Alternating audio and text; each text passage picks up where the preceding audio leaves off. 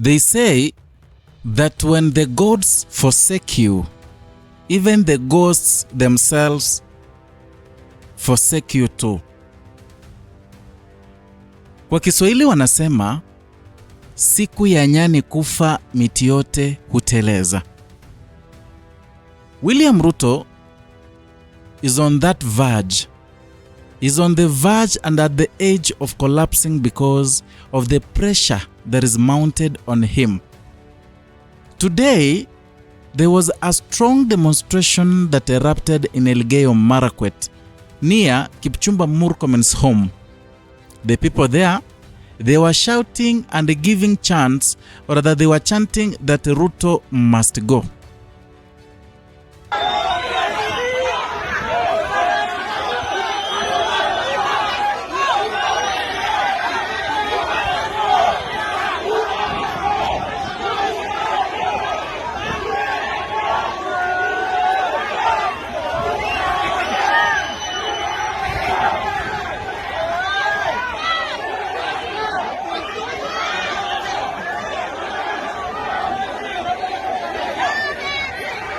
You know, at some point I feel like William Ruto is a very strong man.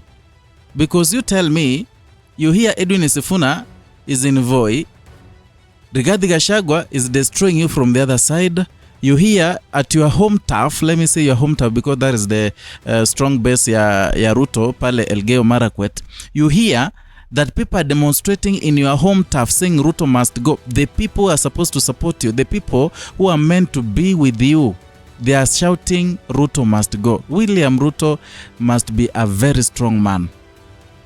Because at this rate, if it is someone else, he may be collapsing each and every day.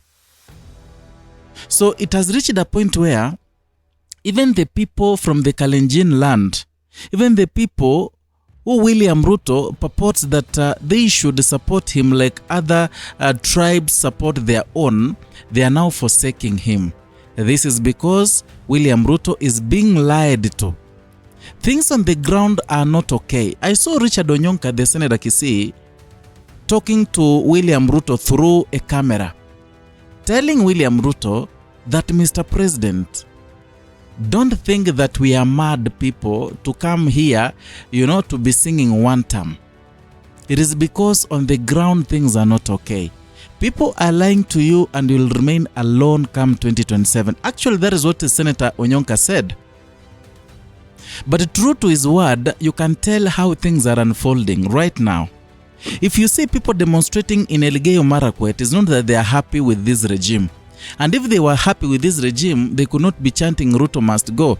Maybe they could be chanting something else. But you realize right now that the people even in Western Kenya, they don't want William Ruto. People in Rift Valley, they don't want. So who wants William Ruto in this Kenya? That is the big question that we are asking ourselves. It has become a national anthem for people to be singing Ruto must go and one term. But we don't expect that to happen in William Ruto's home turf, especially Elgeyo Marakwet. And this man called Kipchumba Murkomen, the man who wears expensive watches, the man who wears, expensive suits and expensive shoes, that man is a letdown to President William Ruto. If I were President William Ruto, in as much as that man stood by him during the 2022 persecutions, I remember during the time when BBI was being launched, he was the only one who was being heckled after standing on his ground. He was the majority leader then. And by the way, this Murkomen is one person who has made William Ruto to be looked down upon. People are seeing William Ruto as a joker. Yeah. This Murkomen, in as much as or rather he was an ardent supporter of William Ruto, he has made him look more bad, more worse than he was naturally, or rather initially. And if William Ruto really wanted to be a different leader altogether, he ought to have fired someone like Murkomen long ago. Now see, people are demonstrating in his home turf. They are presenting William Ruto badly on the in the public domain. People are viewing William Ruto as someone who is not even wanted in his home turf.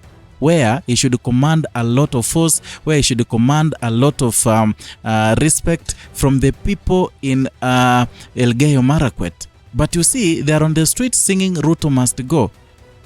That tells you something, that William Ruto, for him to become the president and also defend his second term, it is going to be so difficult for him. Now, it is mathematics. Sometimes about this politics, you have to do your math well. And for William Ruto, I feel like he has not done his math so well. Or rather, if he has done his math, then it means things are not okay in his side and he may be having very bad days and also sleepless nights. Because you see right now, the Mount Kenya region has drawn a red line saying that they don't want anything to do with William Ruto. Yesterday, you saw Kiambaa residents coming out on the streets demonstrating that their member of parliament, Kawanjiku, was being used, rather is being used by William Ruto to beat up the people from the Mount Kenya region. So when you see the people are demonstrating against someone who is closer to William Ruto, that tells you something. That tells you those people completely, they don't want anything to do with William Samoei Ruto. So let's say that the Mount Kenya region is solely behind opposition. And actually I saw Rigathi Gachagua saying now is confident that if William Ruto gets 1,000 votes from one constituency in entire Mount Kenya region, then will be a sad man. That tells you that he has made sure that the people from Mount Kenya region will not vote for William Samoei Ruto. Now Western is now erupting. They are solidly behind Edwin Watenya Sifuna. They want their son Edwin Sifuna to go ahead. They are now tired with those old folks, the likes of Mudavadi, the likes of Moses Wetangula. They equally want to, they want to journey. They want to go their way. They want their lawyer person to go ahead because Sifuna has commanded a lot of respect countrywide. He goes to Kisii, he commands a full rally, a full crowd, a huge crowd. He goes to Taita Taveta, the same happens. And we are waiting to see an earthquake on 26th of this month when he will be having a homecoming rally in Bungoma County. Bungoma is the mother of all rallies that has been prepared there.